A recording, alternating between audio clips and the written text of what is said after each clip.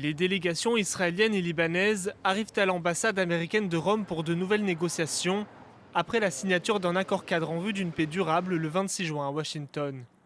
L'enjeu, le retrait progressif de l'armée israélienne du sud du Liban et la prise de contrôle de la zone par l'armée libanaise, qui s'engage à empêcher toute présence du Hezbollah qu'au combat Israël.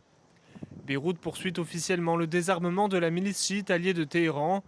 Ce dispositif serait d'abord mis en place dans 2 zones dites pilotes sous supervision américaine. Les 2 parties affichent leur bonne volonté. Nous sommes prêts à aller de l'avant avec la mise en œuvre de ces 2 zones pilotes.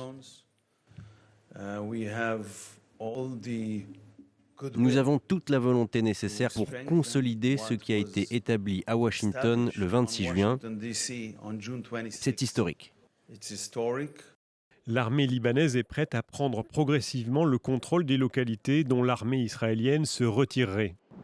Reste à définir précisément ces zones et les modalités concrètes de leur mise en place, ce qui nécessiterait une coordination des 2 armées. L'armée israélienne maintient pour l'instant une présence sur une zone tampon de 10 km au nord de sa frontière avec le Liban. Elle a évacué les habitants et y mène régulièrement des frappes. Cette présence vise selon Israël à lutter contre le Hezbollah, qui tire régulièrement des missiles ou des roquettes vers l'État hébreu. Ces derniers jours, l'armée israélienne a publié des images de ce qu'elle présente comme des tunnels du Hezbollah au sud Liban, qui sont ensuite détruits par des frappes.